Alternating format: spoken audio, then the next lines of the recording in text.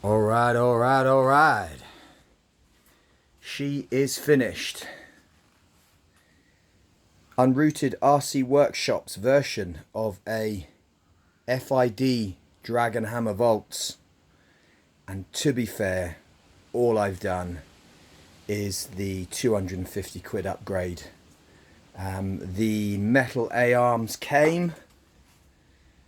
They are a beaut, but the geometry is completely different. And when I fitted the metal A-arms, I realised that actually the kit that we all bought from RC Models would have just never worked. It just wouldn't work. The geometry would not have worked with this shock setup, with this steering arm setup, or with the length of this connector for the sway bar, for the front sway bar, which is obviously a much thicker sway bar and is completely key to stiffening up and providing a bit more of a raceable kind of performance from the shock setup on this truck.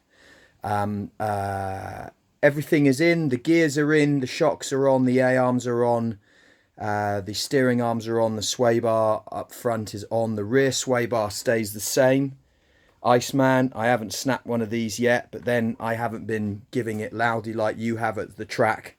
So I will be giving it loudy this winter. That's why you can see that she is now donning a 2-pack, basically the highest quality bed liner you can buy in a spray format. Is called oh crikey, I can't remember now. It's called Raptor.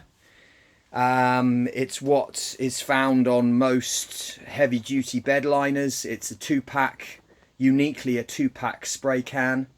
It has to be sprayed from a certain distance. It's pretty difficult to put on.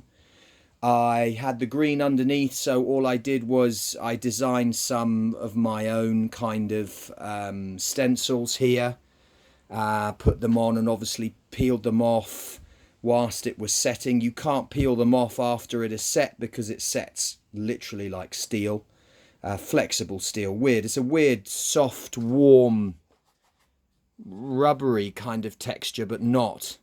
So I did my best. I mean, there's a few places where it didn't work so well, but overall I'm pleased with it. It looks, I think it's an improvement. It looks nice. It certainly took a lot of time and effort. I just got some little green cutouts at the back there, the green roof, some green flames down each side, some green Tron type lines on the bonnet, and the eyes up front. The eyes. That is about it. So I'm really keen to get this out. Iceman, I'm gonna do a version of thank you for your battery video yesterday. I really appreciated watching that. I'm going to do not a dissimilar setup. I'm going to go down, I think I'm going to go down to 4 2S 7,000 milliampere hour batteries connected in series. I think that's right. Series will give me the more voltage. So that should give me 2 times 4S each side. So 4S each side, but 14,000 milliampere hours each side.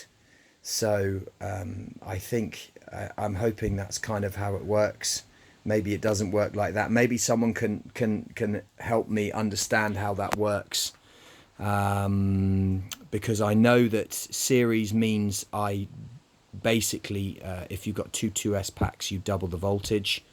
I know that. To 4S in series, and in parallel they remain at 2S, but you get the increased milliampere hours.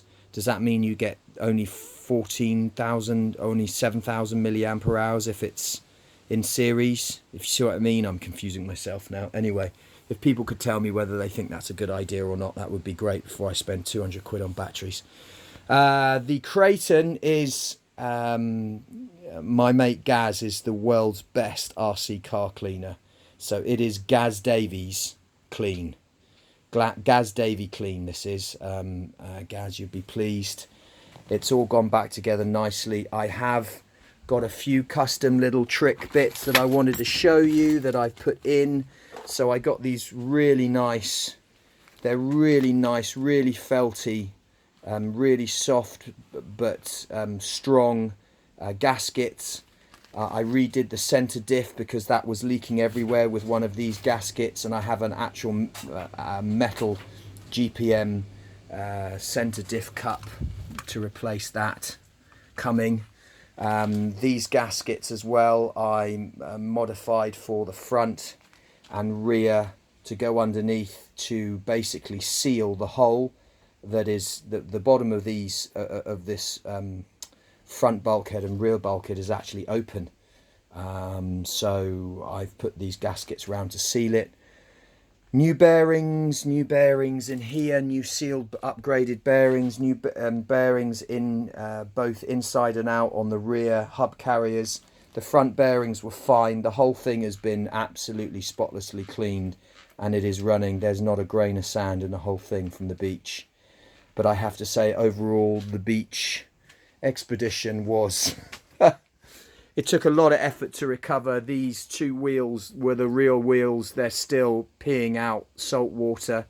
I've now stuck a few wee holes in them using my soldering iron, so they are vented.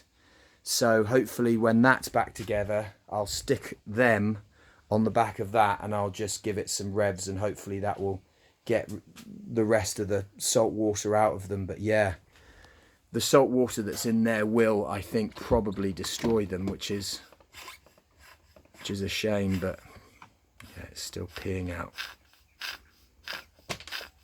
See, I'm going to put those down on the floor. I don't want salt water going in my electronics box. So that's a bit of a downer.